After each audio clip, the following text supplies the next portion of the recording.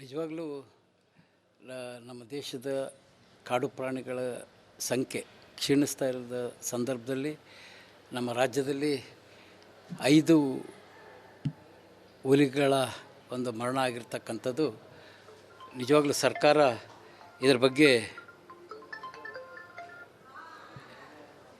ಶೀಘ್ರವಾಗಿ ಈ ಹುಲಿಗಳ ಪ್ರಾಣ ಕಳೆದುಕೊಳ್ತಕ್ಕಂಥದ್ದು ಇದನ್ನು ಗಮನಿಸಿದರೆ ಒಂದು ಶಕ್ತಿ ಕೆಲಸ ಮಾಡ್ತಾಯಿದೆ. ಸರ್ಕಾರ ಬೇಗನೆ ಈ ದುಷ್ಕೃತ್ಯವನ್ನು ಮಾಡ್ತಾ ಇರ್ತಕ್ಕಂಥವ್ರನ್ನ ಹಿಡಿದು ಸೆದೆ ಬಡಿಯದೇ ಇದ್ದರೆ ಮುಂದಿನ ದಿನದಲ್ಲಿ ಹುಲಿಗಳ ಸಂಖ್ಯೆ ಭಾಳಷ್ಟು ಕ್ಷೀಣಿಸ್ತದೆ. ಸರ್ಕಾರ ಇದರ ಕಡೆ ಹೆಚ್ಚು ಗಮನ ಕೊಡಬೇಕು ಅಂತಕ್ಕಂಥ ಒತ್ತಾಯವನ್ನು ಮಾಡ್ತೀವಿ. ಸಾಕಷ್ಟು ನಿರ್ಲಕ್ಷ್ಯ ವಹಿಸಿದೆ. ಯಾಕಂದರೆ ವಾಚರ್ಗಳಿಗೆ ಸಂಬಳ ಕೊಡದೇ ಇರೋಂಥ ನೆಲೆಯಲ್ಲಿ ಅವ್ರು ಕೆಲಸ ಮಾಡಿಲ್ಲ.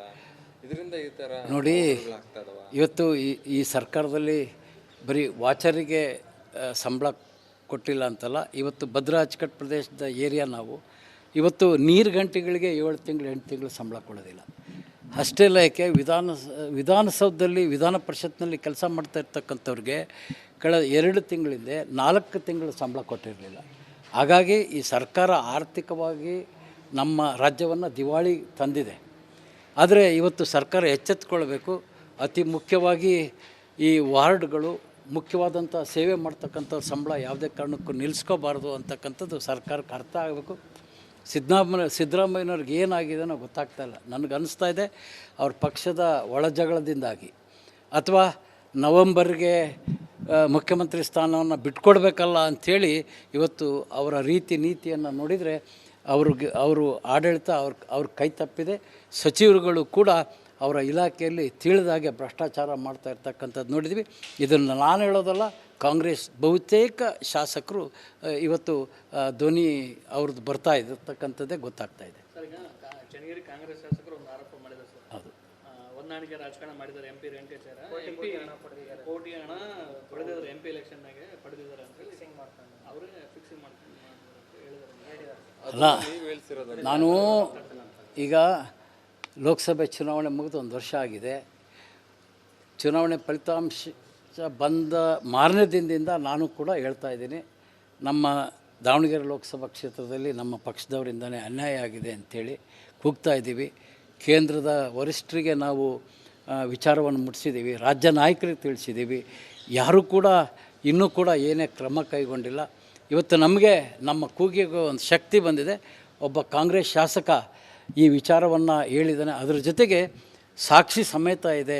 ನೀನು ದೇವಸ್ಥಾನಕ್ಕೆ ಬಂದು ಪ್ರಮಾಣ ಮಾಡು ಅಂತಕ್ಕಂಥ ಮಾತನ್ನು ಚನ್ನಗಿರಿ ಶಾಸಕರು ಹೇಳೋದ್ರಿಂದ ಇವತ್ತು ನಮ್ಮ ಪಕ್ಷದವರು ನಾಯಕರು ಇದ್ರ ಕಡೆ ಗಮನ ಹರಿಸ್ಬೇಕು ಅಂತೇಳಿ ನಾನು ನಮ್ಮ ನಾಯಕರಲ್ಲಿ ಮನವಿ ಮಾಡಿಕೊಳ್ತೇನೆ.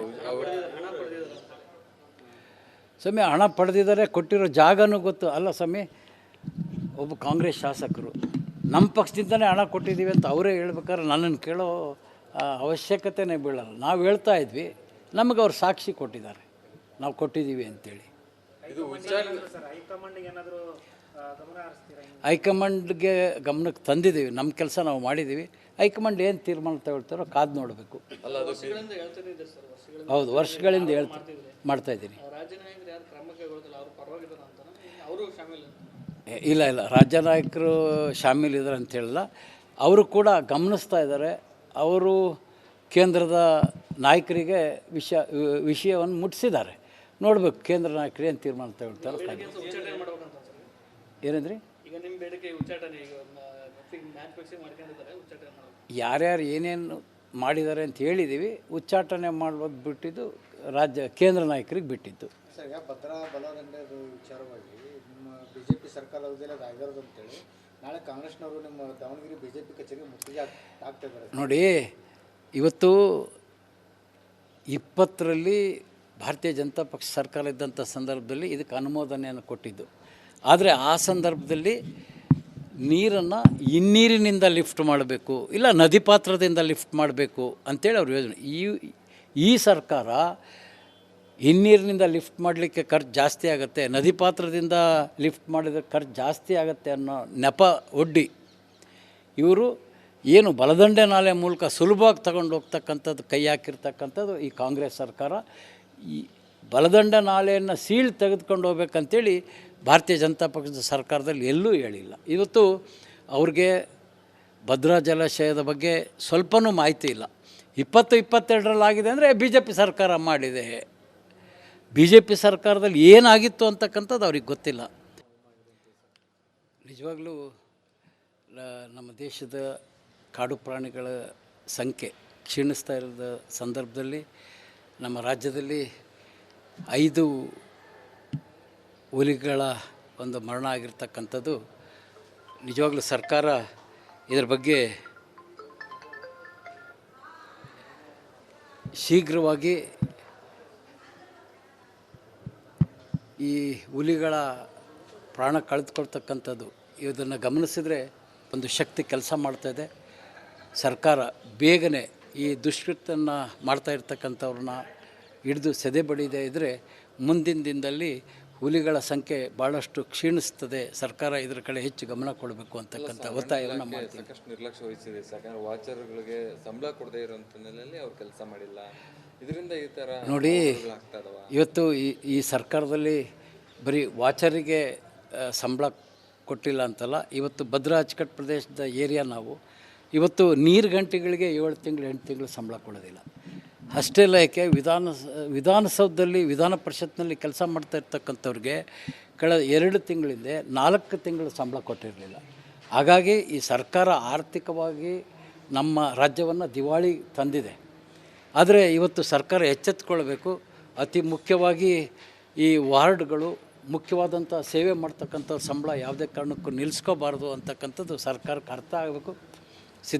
ಸಿದ್ದರಾಮಯ್ಯನವ್ರಿಗೆ ಏನಾಗಿದೆ ಅನ್ನೋ ಗೊತ್ತಾಗ್ತಾ ಇಲ್ಲ. ನನಗನ್ನಿಸ್ತಾ ಇದೆ ಅವ್ರ ಪಕ್ಷದ ಒಳಜಗಳದಿಂದಾಗಿ ಅಥವಾ ನವಂಬರ್ಗೆ ಮುಖ್ಯಮಂತ್ರಿ ಸ್ಥಾನವನ್ನು ಬಿಟ್ಕೊಡ್ಬೇಕಲ್ಲ ಅಂಥೇಳಿ ಇವತ್ತು ಅವರ ರೀತಿ ನೀತಿಯನ್ನು ನೋಡಿದರೆ ಅವರು ಆಡಳಿತ ಅವ್ರ ಕೈ ತಪ್ಪಿದೆ. ಸಚಿವರುಗಳು ಕೂಡ ಅವರ ಇಲಾಖೆಯಲ್ಲಿ ತಿಳಿದಾಗೆ ಭ್ರಷ್ಟಾಚಾರ ಮಾಡ್ತಾ ಇರ್ತಕ್ಕಂಥದ್ದು ನೋಡಿದ್ವಿ. ಇದನ್ನು ನಾನು ಹೇಳೋದಲ್ಲ, ಕಾಂಗ್ರೆಸ್ ಬಹುತೇಕ ಶಾಸಕರು ಇವತ್ತು ಧ್ವನಿ ಅವ್ರದ್ದು ಬರ್ತಾ ಇರ್ತಕ್ಕಂಥದ್ದೇ ಗೊತ್ತಾಗ್ತಾ ಇದೆ. ಸರ್, ಈಗ ಚನ್ನಗಿರಿ ಕಾಂಗ್ರೆಸ್ ಶಾಸಕರು ಒಂದು ಆರೋಪ ಮಾಡಿದ್ದಾರೆ ಸರ್. ಹೌದು, ಹೊಂದಾಣಿಕೆ ರಾಜಕಾರಣ ಮಾಡಿದ್ದಾರೆ. MP ರೇಣುಕಾಚಾರ್ಯ ಕೋಟಿ ಹಣ ಪಡೆದಿದ್ದಾರೆ, MP ಎಲೆಕ್ಷನ್ನಾಗೆ ಪಡೆದಿದ್ದಾರೆ ಅಂತ ಹೇಳಿ ಅವರೇ ಫಿಕ್ಸಿಂಗ್ ಮಾಡ್ಕೊಂಡು ಹೇಳಿದ್ದಾರೆ. ಅಲ್ಲ, ನಾನು ಈಗ ಲೋಕಸಭೆ ಚುನಾವಣೆ ಮುಗಿದು 1 ವರ್ಷ ಆಗಿದೆ.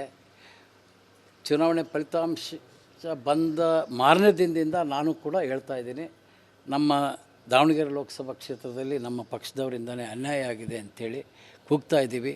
ಕೇಂದ್ರದ ವರಿಷ್ಠರಿಗೆ ನಾವು ವಿಚಾರವನ್ನು ಮುಟ್ಟಿಸಿದ್ದೀವಿ, ರಾಜ್ಯ ನಾಯಕರಿಗೆ ತಿಳಿಸಿದ್ದೀವಿ. ಯಾರೂ ಕೂಡ ಇನ್ನೂ ಕೂಡ ಏನೇ ಕ್ರಮ ಕೈಗೊಂಡಿಲ್ಲ.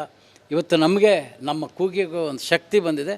ಒಬ್ಬ ಕಾಂಗ್ರೆಸ್ ಶಾಸಕ ಈ ವಿಚಾರವನ್ನು ಹೇಳಿದ್ದಾನೆ. ಅದರ ಜೊತೆಗೆ ಸಾಕ್ಷಿ ಸಮೇತ ಇದೆ. ನೀನು ದೇವಸ್ಥಾನಕ್ಕೆ ಬಂದು ಪ್ರಮಾಣ ಮಾಡು ಅಂತಕ್ಕಂಥ ಮಾತನ್ನು ಚನ್ನಗಿರಿ ಶಾಸಕರು ಹೇಳೋದ್ರಿಂದ ಇವತ್ತು ನಮ್ಮ ಪಕ್ಷದವರು ನಾಯಕರು ಇದ್ರ ಕಡೆ ಗಮನ ಹರಿಸ್ಬೇಕು ಅಂತೇಳಿ ನಾನು ನಮ್ಮ ನಾಯಕರಲ್ಲಿ ಮನವಿ ಮಾಡಿಕೊಳ್ತೇನೆ. ಸ್ವಾಮಿ, ಹಣ ಪಡೆದಿದ್ದಾರೆ, ಕೊಟ್ಟಿರೋ ಜಾಗನೂ ಗೊತ್ತು ಅಲ್ಲ ಸ್ವಾಮಿ. ಒಬ್ಬ ಕಾಂಗ್ರೆಸ್ ಶಾಸಕರು ನಮ್ಮ ಪಕ್ಷದಿಂದಲೇ ಹಣ ಕೊಟ್ಟಿದ್ದೀವಿ ಅಂತ ಅವರೇ ಹೇಳ್ಬೇಕಾದ್ರೆ ನನ್ನನ್ನು ಕೇಳೋ ಅವಶ್ಯಕತೆನೇ ಬೀಳಲ್ಲ. ನಾವು ಹೇಳ್ತಾ ಇದ್ವಿ, ನಮಗೆ ಅವ್ರು ಸಾಕ್ಷಿ ಕೊಟ್ಟಿದ್ದಾರೆ, ನಾವು ಕೊಟ್ಟಿದ್ದೀವಿ ಅಂತೇಳಿ. ಹೈಕಮಾಂಡ್ಗೆ ಗಮನಕ್ಕೆ ತಂದಿದ್ದೀವಿ, ನಮ್ಮ ಕೆಲಸ ನಾವು ಮಾಡಿದ್ದೀವಿ. ಹೈಕಮಾಂಡ್ ಏನು ತೀರ್ಮಾನ ತಗೊಳ್ತಾರೋ ಕಾದು ನೋಡಬೇಕು. ಹೌದು, ವರ್ಷಗಳಿಂದ ಮಾಡ್ತಾ ಇದ್ದೀನಿ. ಇಲ್ಲ, ರಾಜ್ಯ ನಾಯಕರು ಶಾಮೀಲಿದ್ದಾರೆ ಅಂತ ಹೇಳಿಲ್ಲ. ಅವರು ಕೂಡ ಗಮನಿಸ್ತಾ ಇದ್ದಾರೆ. ಅವರು ಕೇಂದ್ರದ ನಾಯಕರಿಗೆ ವಿಷಯವನ್ನು ಮುಟ್ಟಿಸಿದ್ದಾರೆ. ನೋಡಬೇಕು ಕೇಂದ್ರ ನಾಯಕರು ಏನು ತೀರ್ಮಾನ ತಗೊಳ್ತಾರೆ. ಏನಂದ್ರಿ? ಯಾರ್ಯಾರು ಏನೇನು ಮಾಡಿದ್ದಾರೆ ಅಂತ ಹೇಳಿದ್ದೀವಿ. ಉಚ್ಚಾಟನೆ ಮಾಡೋದು ಬಿಟ್ಟಿದ್ದು ಕೇಂದ್ರ ನಾಯಕರಿಗೆ ಬಿಟ್ಟಿದ್ದು. ಸರ್, ಈಗ ಭದ್ರಾ ಬಲದಂಡೆದು ವಿಚಾರವಾಗಿ ನಿಮ್ಮ BJP ಸರ್ಕಾರ ಅವಧಿಯಲ್ಲಿ ಅದು ಆಗಿರೋದು ಅಂತೇಳಿ ನಾಳೆ ಕಾಂಗ್ರೆಸ್ನವರು ನಿಮ್ಮ ದಾವಣಗೆರೆ BJP ಕಚೇರಿಗೆ ಮುತ್ತಿಗೆ ಹಾಕ್ತಿದ್ದಾರೆ. ನೋಡಿ, ಇವತ್ತು 20ರಲ್ಲಿ ಭಾರತೀಯ ಜನತಾ ಪಕ್ಷ ಸರ್ಕಾರ ಇದ್ದಂಥ ಸಂದರ್ಭದಲ್ಲಿ ಇದಕ್ಕೆ ಅನುಮೋದನೆಯನ್ನು ಕೊಟ್ಟಿದ್ದು. ಆದರೆ ಆ ಸಂದರ್ಭದಲ್ಲಿ ನೀರನ್ನು ಹಿನ್ನೀರಿನಿಂದ ಲಿಫ್ಟ್ ಮಾಡಬೇಕು, ಇಲ್ಲ ನದಿ ಪಾತ್ರದಿಂದ ಲಿಫ್ಟ್ ಮಾಡಬೇಕು ಅಂಥೇಳಿ ಅವ್ರ ಯೋಜನೆ. ಈ ಸರ್ಕಾರ ಹಿನ್ನೀರಿನಿಂದ ಲಿಫ್ಟ್ ಮಾಡಲಿಕ್ಕೆ ಖರ್ಚು ಜಾಸ್ತಿ ಆಗುತ್ತೆ, ನದಿ ಪಾತ್ರದಿಂದ ಲಿಫ್ಟ್ ಮಾಡಿದರೆ ಖರ್ಚು ಜಾಸ್ತಿ ಆಗುತ್ತೆ ಅನ್ನೋ ನೆಪ ಒಡ್ಡಿ ಇವರು ಏನು ಬಲದಂಡೆ ನಾಲೆ ಮೂಲಕ ಸುಲಭವಾಗಿ ತಗೊಂಡು ಹೋಗ್ತಕ್ಕಂಥದ್ದು ಕೈ ಹಾಕಿರ್ತಕ್ಕಂಥದ್ದು ಈ ಕಾಂಗ್ರೆಸ್ ಸರ್ಕಾರ. ಈ ಬಲದಂಡ ನಾಲೆಯನ್ನು ಸೀಳ್ ತೆಗೆದುಕೊಂಡು ಹೋಗ್ಬೇಕಂತೇಳಿ ಭಾರತೀಯ ಜನತಾ ಪಕ್ಷದ ಸರ್ಕಾರದಲ್ಲಿ ಎಲ್ಲೂ ಹೇಳಿಲ್ಲ. ಇವತ್ತು ಅವ್ರಿಗೆ ಭದ್ರಾ ಜಲಾಶಯದ ಬಗ್ಗೆ ಸ್ವಲ್ಪನೂ ಮಾಹಿತಿ ಇಲ್ಲ. 2022ರಲ್ಲಿ ಆಗಿದೆ ಅಂದರೆ BJP ಸರ್ಕಾರ ಮಾಡಿದೆ. BJP ಸರ್ಕಾರದಲ್ಲಿ ಏನಾಗಿತ್ತು ಅಂತಕ್ಕಂಥದ್ದು ಅವ್ರಿಗೆ ಗೊತ್ತಿಲ್ಲ.